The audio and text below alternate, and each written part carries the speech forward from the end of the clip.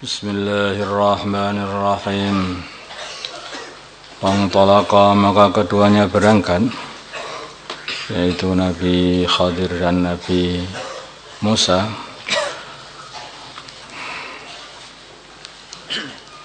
Hatta idza laqiya, sehingga ketika mereka bertemu ghulaman, seorang anak laki-laki, yang anak itu lagi bermain dengan teman-temannya. Faqatalahu, maka Nabi Khadir membunuh anak itu.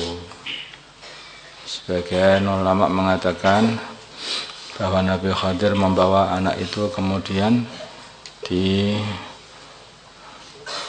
dimiringkan dan disembelih.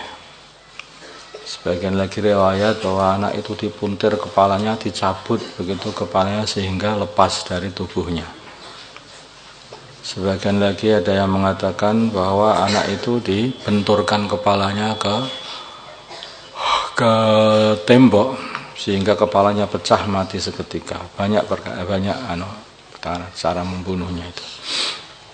Qala, berkata Nabi Musa, aqaltalta, apakah engkau membunuh nafsan seseorang anak zakiyatan yang masih bersih, bi ghairi nafsin, tanpa membunuh orang lain. Dia tidak tanpa sebab membunuh orang lain. Anak yang masih bersih, tidak pernah berbuat dosa, lah kok kamu bunuh? Bagaimana ini? Laqad ji'ta, sungguh engkau telah datang,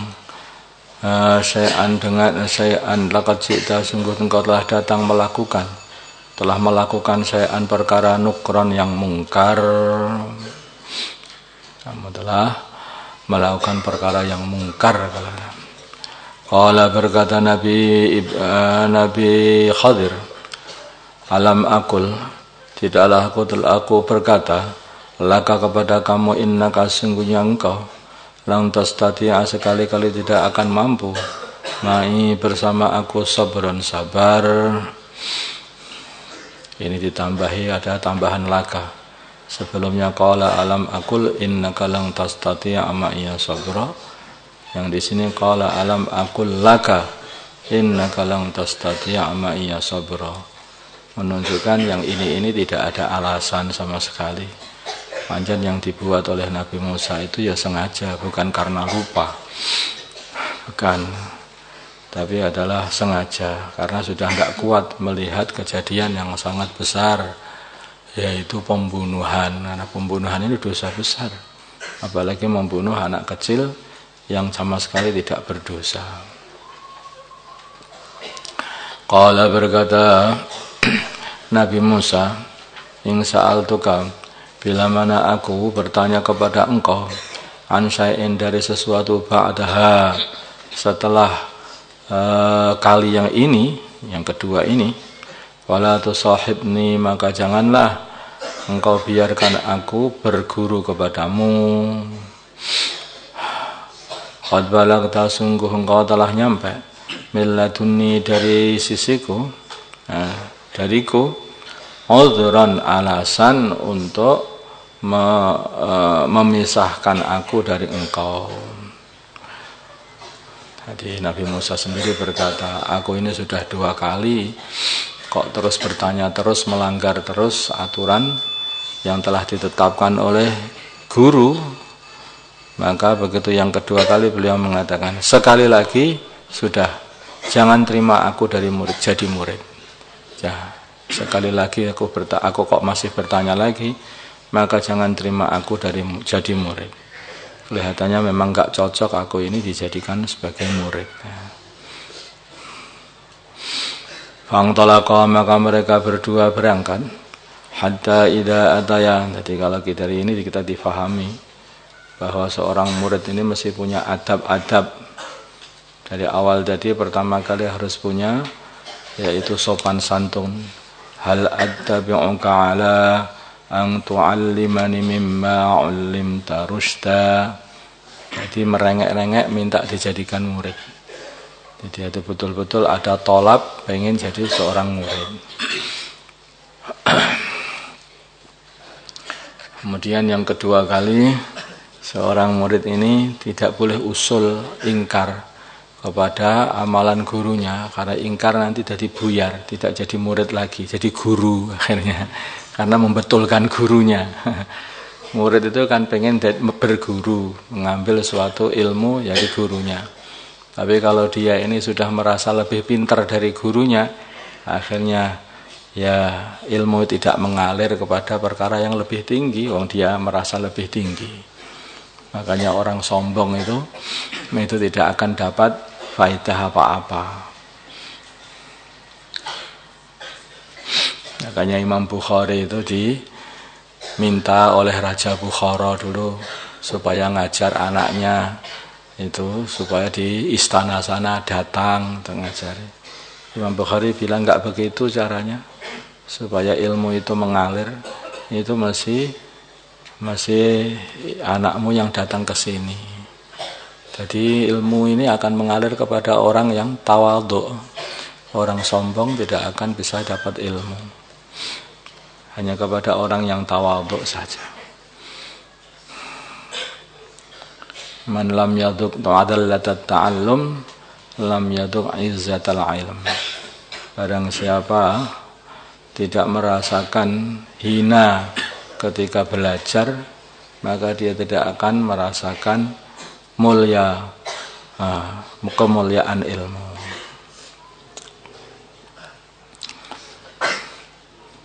Kemudian di sini ini juga kata-kata Nabi Musa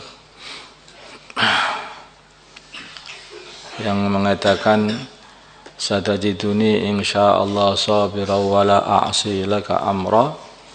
Itu menyatakan bahwa seorang murid ini seharusnya masih sabar dan selalu taat, tidak mendurhakai gurunya, tidak mendurhakai perintah gurunya. Diperintah apa saja didengarkan, sabar, taat. Nah, kemudian tadi saya teruskan itu tidak ingkar, tidak ingkar. Tidak lupa, tidak ingkar, tidak usul, tambah lagi. Tidak lupa, tidak ingkar, tidak usul. Yang pertama kali lupa. Lupa di sini ini karena apa? Karena kurang sungguh-sungguh, kurang perhatian. Ingkar dia merasa dia itu lebih tahu daripada gurunya. Makanya itu mengingkari amalan gurunya. Yang ketiga, ini usul. Usul pun juga enggak boleh. Qala in sa'altuka an syai'in ba'daha fala tusahibni qad balagta min ladunni 'udhra. Fantalaqa, maka keduanya berangkat. Hatta idza ataya, ketika keduanya sudah nyampe ahla qaryatin, penduduk kampung, dikatakan itu adalah kampung Antakia. Istad'ama, maka keduanya minta makan ahlaha, penduduk kampung itu. Fa'aba, maka penduduk kampung itu tidak mau ayyudayyifuhuma, untuk menerima mereka berdua sebagai tamu. Wajada, maka mereka berdua menemukan fiha, di dalam qaryah, jidaran, tembok yang tinggi. Dikatakan sampai tingginya tembok itu sampai 100 zira, tinggi sekali kalau 100 zira. Yuri itu yang tembok itu akan yang qadha, untuk ambruk, akan ambruk. Wa aqamahu, maka Nabi Khadir mendirikan tembok itu lagi.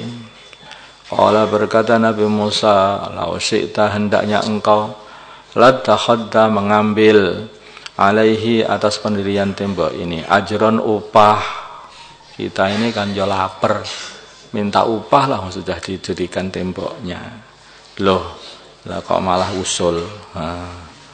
Nggak usul. Ini akhirnya Nabi Khadir mengatakan, qala, berkata Nabi Khadir, hadza, ini firaqu baini wa bainik, perpisahan antara diriku dan kamu. Langsung aja. Memang ini pun juga tidak boleh. Lupa itu juga dihitung. Nah, sudah 3 kali. Lupa, ingkar, usul. Masya Allah. Tidak boleh lalai. Nanti akhir betul-betul konsentrasi, nggak boleh lalai.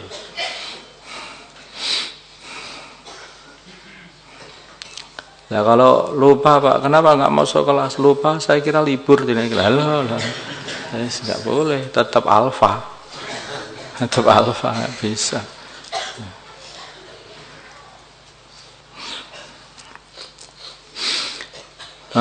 Hadza ini firaqu baini, perpisahan di antara diriku wa bainika dan dirimu.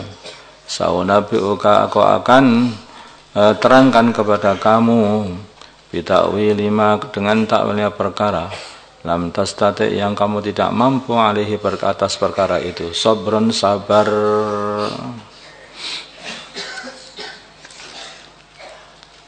Amma safina, kata. Itulah tertib-tertibnya orang itu berguru.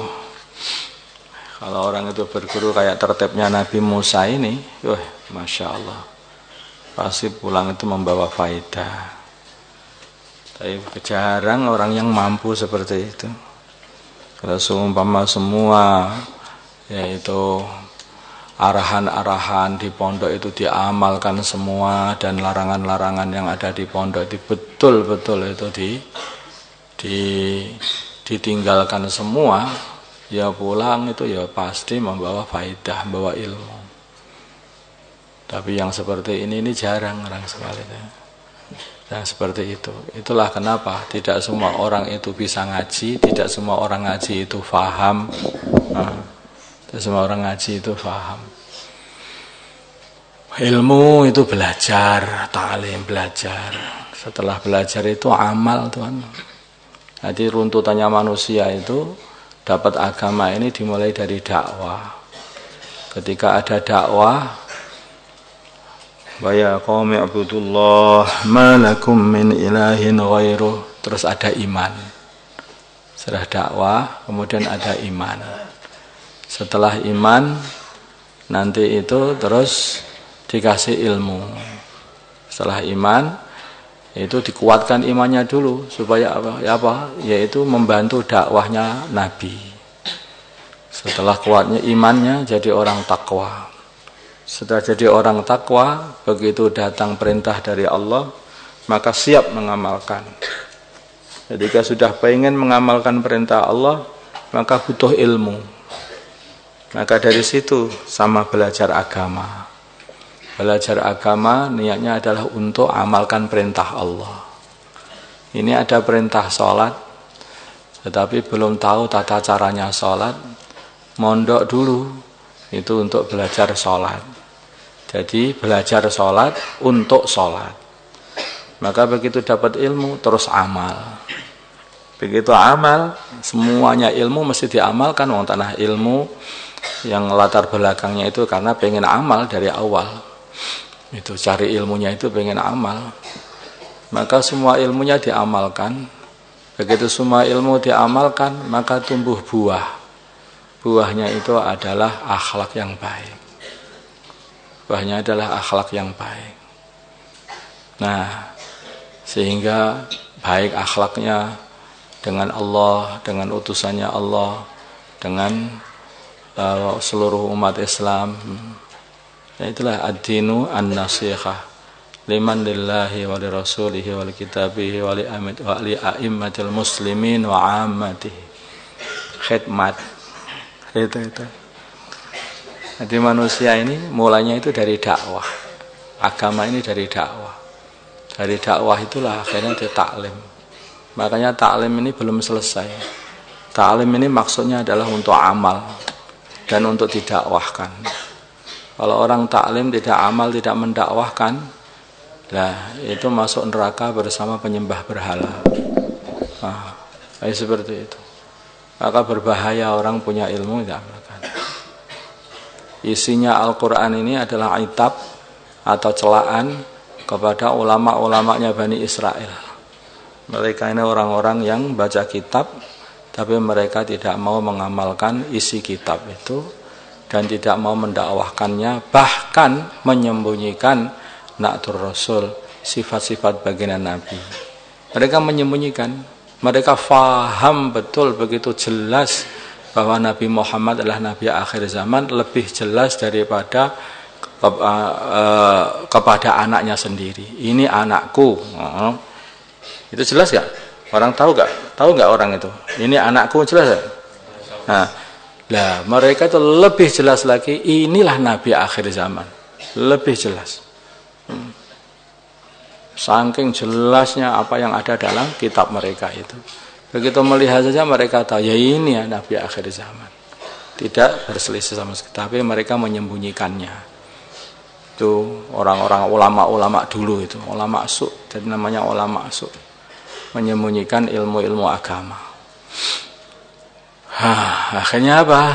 Isinya Al-Quran itu hanyalah celaan kepada mereka semuanya. Al-Fatihah.